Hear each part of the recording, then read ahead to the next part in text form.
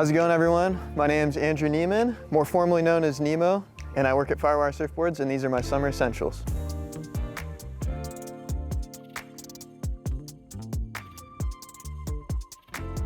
So I grew up surfing. I started surfing when I was 3 or 4, just on a boogie board, progressed to a hardboard, and then I started competing when I was about 10 or 11, and then kind of just pursued a competitive, just part of the sport for most of my teen life. So had the fortunate opportunity to go to college, continued to compete there, and then graduated, found a real life job, which then led me to Firewire and continued my professional career. And a great part of the job that I have now is I get to see a lot of the boards come to life. It's been really rad to get to work with guys like Rob, Tomo, and Dan, and just getting to see their ideas, the early stages of their developments in surfboards. They're all so talented and creative, and they look at things so differently. And that's kind of the beauty of these 3 boards, is they're all so unique in their outlines and the ideas behind them. And so it's really cool to get to work with those guys. I mean, Rob has got such a wide range of abilities and talents and ideas. Tomo's so unique in how he sees boards. And Dan is just the wizard behind so many magic blades that he just knows all parts of boards so well. So it's cool to see those guys kind of like working with them and seeing all their boards come to life. It's amazing. So we're in summer right now. We're about to head into fall, which is a great time of year. And so these 3 boards have been boards that have been in my car all summer. The waves are usually kind of smaller. It's not super great down here in South San Diego most of the summer. So to have variety like this is probably the most important thing.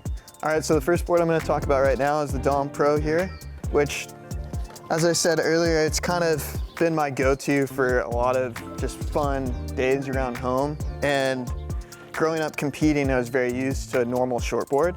And so that's kind of been something newer the last 5 to 7 years, is riding a lot of alternative crafts. And at the end of the day, I still love riding a shortboard, a good performance board. And that's what I feel like this board's really given me the ability to have in my quiver, is it's like my 5'8", 5'9" FRK. It feels like a little bit squashed down, a little bit friendlier for most days, where I can have it in my car all the time. And depending on what the waves are, if it's 2 foot or overhead, I can have this, take it out with confidence and have a lot of fun on it. And so the width is just kind of squeezed down a little bit. When you're paddling it, there's a little bit more foam in the nose than your normal shortboards. And then the tail pulls in still nice. So you can really push off the tail, wrap it tight. It flows really good. And I think the advantage with this is on smaller waves, it still has the speed that you maybe lose with the more performance board. And you still get the performance out of this. So it's really fast down the line for a lot of different kinds of waves. And I think something that helps with that as well is the Helium technology. It really has that lively, light feel to it.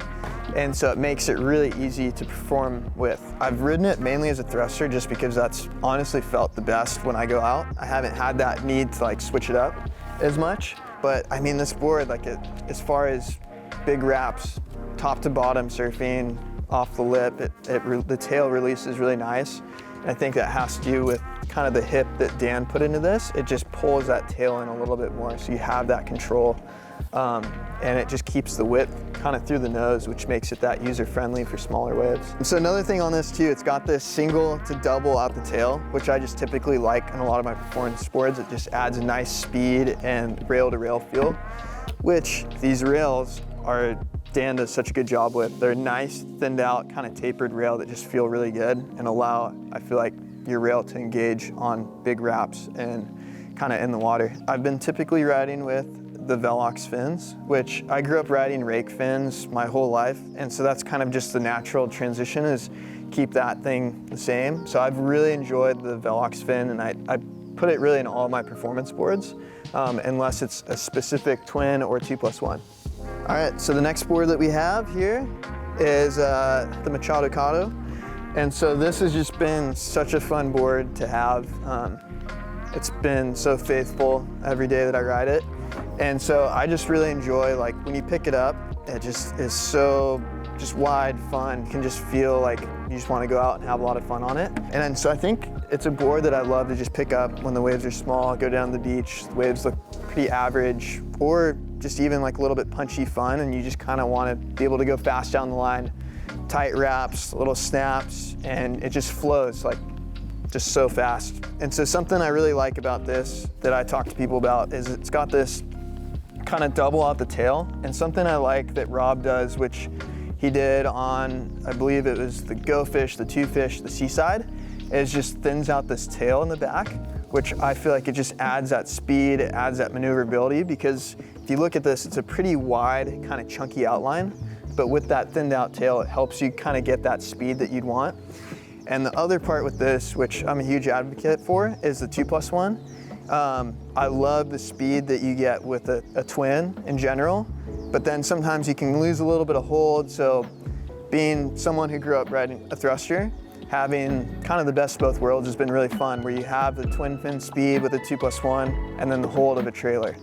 So yeah, this has been kind of my board for a lot of the smaller summer days that we've had, where it still catches waves really easily.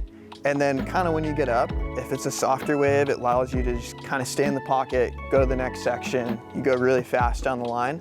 And then if it's a smaller day and it's still really punchy, just with the amount of rocket that it has and with that 2+1 setup, you can still get it up to the lip and kind of get to where you want to go. You don't get stuck kind of going straight down the line.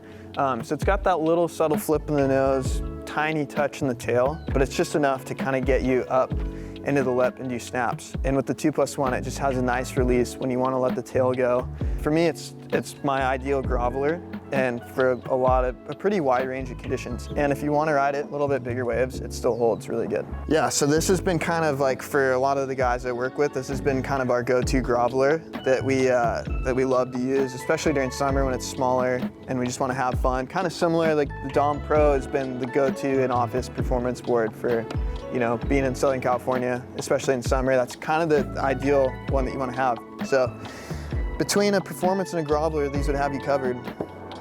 The next board I want to talk about is the Revo Max. It's kind of just been a very unique spot in my quiver, which I didn't think I needed until I picked it up and started riding it.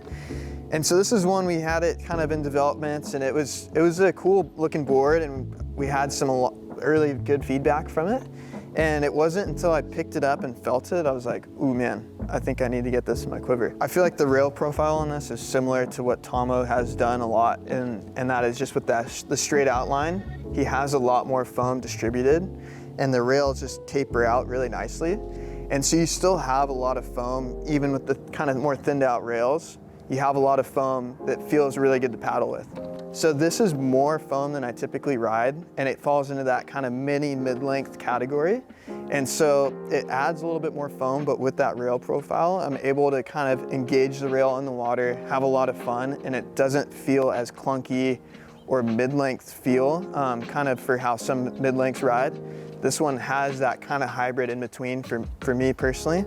And so I really like it to just go down the line. I feel like as soon as you get up, there's a couple things at work. You got a nice, beautiful twin fin, which I love. And then you got this modern planing hole down the center, which is just Tomo's incredible channel work that he does. Yeah, so when you get up and going down the line, it's got a really nice tempo to it, where it has a lot of speed, a lot of drive. When you put it on rail, you can really engage the rail, and it wraps really tight into the pocket. And then you can also get it topped, or from the bottom up to the lip, and it will release really nicely. And so another part with this, going along with the fins, is Tomo kind of designed this. We have a medium and a large. I ride the medium because I'm a smaller human. And this is the smaller Revo Max as well. And so the fins are kind of a blend between a keel and an upright twin. And so it creates that nice smaller fin template that works with kind of this size surfboard. All right, and so this board is built in I-Bolic technology with the Volcanic lamination.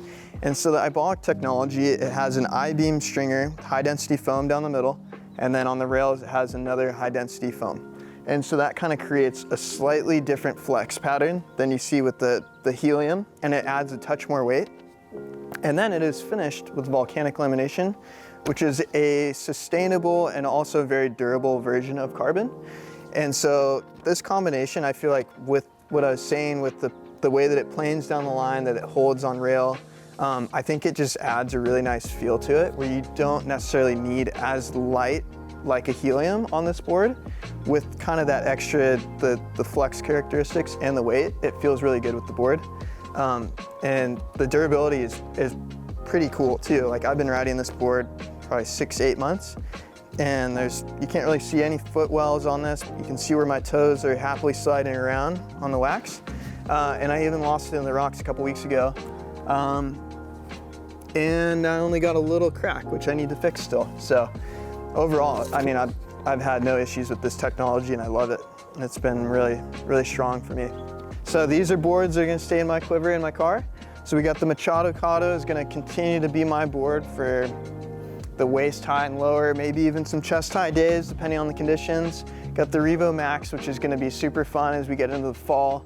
Those golden light evenings, as we get some glassy evenings with some swell. And then we got my Dom Pro, which is probably gonna stay with me as we get some swell and we slowly sunset summer into the fall and into the winter. All right guys, thanks for listening. And that's my summer essentials right here. I'm gonna go surfing, and all these surfboards are available at your local surf shop or firewiresurfboards.com. Chew!